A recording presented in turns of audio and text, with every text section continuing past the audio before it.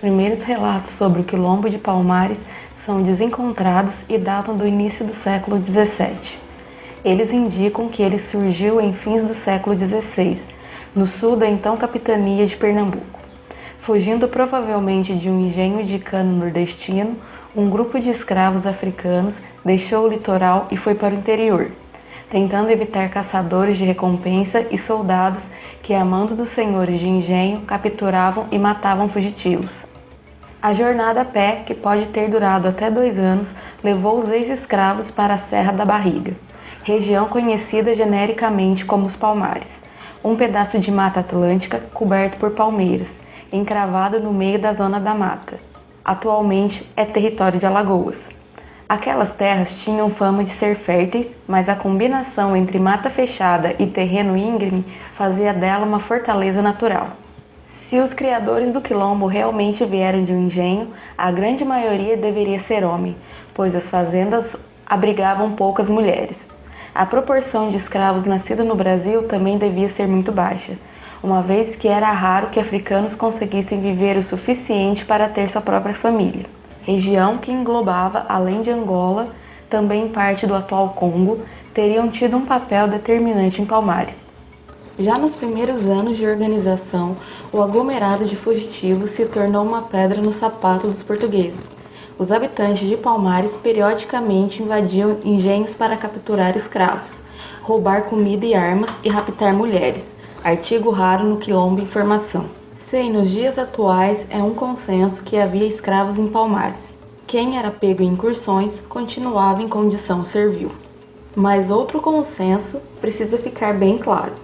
Uma coisa era ser propriedade de um senhor português e ser forçado a trabalhar até a morte, outra era viver entre negros com uma forte possibilidade de alforria.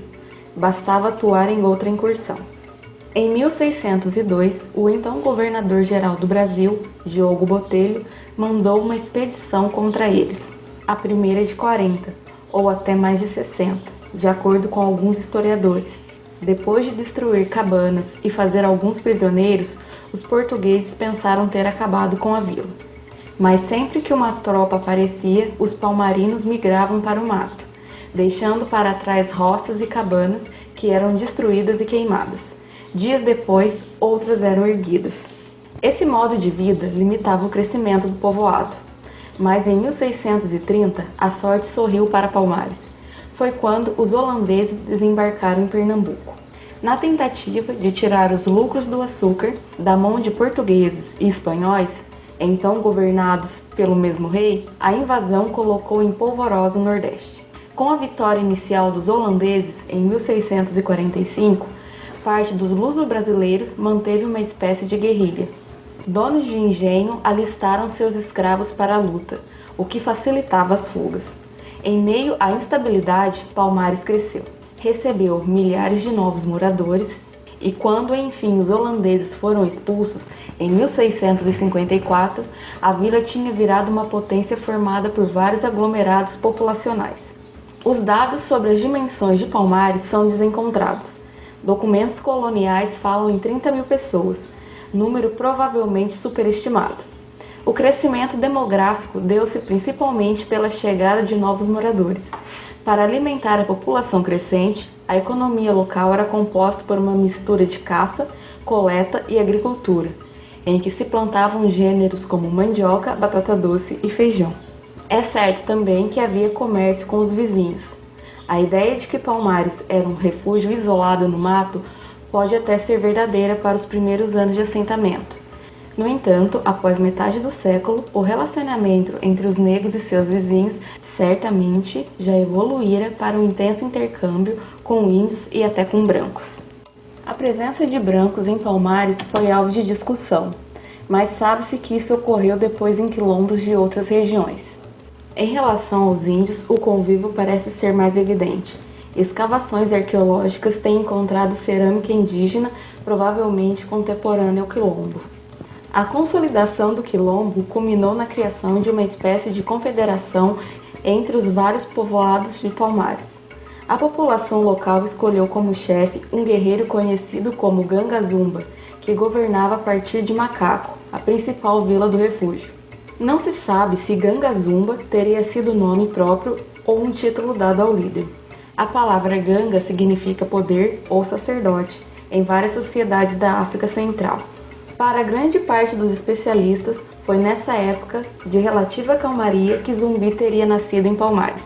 Um dos motivos para sustentar que o líder nasceu ali mesmo e não chegou depois, fugindo da escravidão, é o fato de que ele seria sobrinho de Ganga-Zumba. Porém, o traço familiar também é incerto. Dizer que Zumbi era sobrinho de Ganga-Zumba pode ser equivalente a Zumbi ser seu protegido. A origem de Zumbi permanece controversa. Ter nascido ou não em Palmares determina se ele foi ou não escravo. E caso ele tenha nascido livre em Palmares, não se pode afastar a chance de que ele próprio fosse mestiço de pai africano e mãe índia. Não pode-se dizer o quanto essa possibilidade é confiável, mas é possível. Se sua origem é incerta, a infância é definitivamente lendária. Décio Freitas, historiador gaúcho, escreveu um texto clássico sobre Palmares em que dizia ter descoberto um relato da captura de Zumbi, ainda bebê, por uma expedição portuguesa ao local. Ele teria sido vendido ao padre Antônio Melo, que o teria criado para ser coroinha. Aos 15 anos, no entanto, Zumbi teria fugido. Essa é uma versão fantasiosa, mas não impossível, pois Décio jamais mostrou o documento que apoiava essa biografia de Zumbi. Exceto pelo texto de Décio, não há outro relato sobre a juventude de Zumbi. Ele deve ter crescido num período anterior à guerra que os portugueses moveram contra o Quilombo, impulsionados pela falta de mão de obra nos engenhos. Nessa época, a vida social em Palmares era um arremedo daquilo que seus habitantes conheciam dos antepassados da África, talvez com elementos indígenas e até portugueses incorporados ao seu cotidiano. Seus líderes, a exemplo de Ganga-Zumba, deviam ser guerreiros e guias religiosos. Não sabemos se Zumbi se casou ou teve filhos. Zumbi é geralmente descrito como guerreiro porque os relatos sobre ele aparecem no período de guerra. Mas não é difícil imaginar que, em tempos de paz, Zumbi plantasse mandioca e caçasse porcos do mato. Foi no relatório do Comando Militar da Capitania de Pernambuco, escrito por volta de 1670, que o nome Zumbi aparece citado pela primeira vez. O documento atribui a ele o sucesso dos ex-escravos fugidos nos combates com colonos nas cercanias da Serra da Barriga. Zumbi seria o homem de confiança do chefe Ganga-Zumba, uma espécie de general dos exércitos dos Palmares. Outros documentos da mesma época destacam a capacidade militar de Zumbi. Um deles diz: ao enfrentar uma expedição liderada por Manuel Lopes Galvão, Zumbi levou um tiro na perna que o teria deixado manco, mas não o impedira de continuar lutando. Sob ataques constantes, Palmares se tornou uma fortaleza com diversos povoados cercados por muralhas reforçadas de pau a pique. Na encosta que levava até a vila de Macaco, os quilombolas cavavam buracos, colocavam estacas no fundo e as cobriam com folhas secas. Isso era tão comum que o local entrou para os mapas dos soldados coloniais com o apelido de Outeiro dos Mundéus. Mundéu ou Mundé é justamente o nome dessa armadilha. Os palmarinos também partiam para a ofensiva. Diversas expedições quilombolas atacaram entre 1660 e 1670 os povoados de Serrinhaém, Porto Calvo, Penedo e Alagoas, principalmente para capturar armas e munição, mas também para saquear fazendas e estabelecimentos comerciais. Por volta de 1675, as comunidades atacadas financiaram uma grande expedição militar sob o comando de Fernão Lopes Carrilho, que já havia enfrentado e vencido os índios escravos e rebeldes em uns cantos do Nordeste. Ele aprisionou ou matou vários dos principais chefes do Quilombo, feriu o próprio Ganga-Zumba e quase capturou a mãe do líder. Carrilho chegou a anunciar que tinha destruído Palmares de vez. Não era verdade, mas pela primeira vez em décadas a situação forçou Ganga-Zumba a negociar. Em 1678, uma missão enviada pelo rei de Palmares, como foi anunciado, adentrou o Recife. Um cronista escreveu: notável foi o alvoroço que causou à vista daqueles bárbaros, porque entraram com seus arcos e flechas e uma arma de fogo, corpulentos e valorosos todos. O acordo de paz previa que os nascidos em Palmares ficariam livres, ganhariam terra para cultivar, direito de comercializar com seus vizinhos e a condição de vassalos de Portugal. Parecia ótimo, não fosse o fato de que os escravos libertados e talvez o próprio Zumbi, de acordo com aqueles que defendem a tese de que ele nasceu escravo e fugiu para Palmares, teriam de voltar a seus senhores. Ganga Zumba decidiu aceitar as cláusulas e se mudou com algumas centenas de seguidores e seu irmão Ganazona para a localidade de Cucaú. Zumbi se recusou a ir e declarou ser o novo líder de Palmares. Ganga Zumba morreu logo depois e as histórias da época dão conta de que Zumbi teria mandado envenená-lo. Seguiu-se uma guerra entre partidários de Zumbi e de Ganazona, que levou à intervenção dos portugueses e à extinção do Quilombo Livre de Cucaú. As autoridades coloniais e o próprio rei de Portugal tentaram repetidas vezes oferecer ao novo chefe um acordo semelhante ao que fizeram com Gana Zumba, mas Zumbi nunca aceitou. No início da década de 1690, o bandeirante Domingos Jorges Velho foi chamado e recebeu a missão de liderar uma expedição para caçar e exterminar de vez os focos da resistência de Palmares. À frente de mateiros experientes e conhecidos pelos métodos particularmente sanguinários, Jorge Velho não escapou de tomar algumas sovas dos guerreiros de Zumbi. Em 1692, num combate de 3 semanas, sua tropa de cerca de 1000 homens foi reduzida pela metade, antes de fugir e se perder no mato. 2 anos depois, Jorge Velho voltou. Tinha sob seu comando um incrível exército para a época, 9.000 homens e alguns canhões. A resistência de Palmares dependia de manter a artilharia inimiga longe das muralhas de Macaco. Depois de um cerco que durou semanas, no entanto, Jorge Velho conseguiu se aproximar com seus canhões.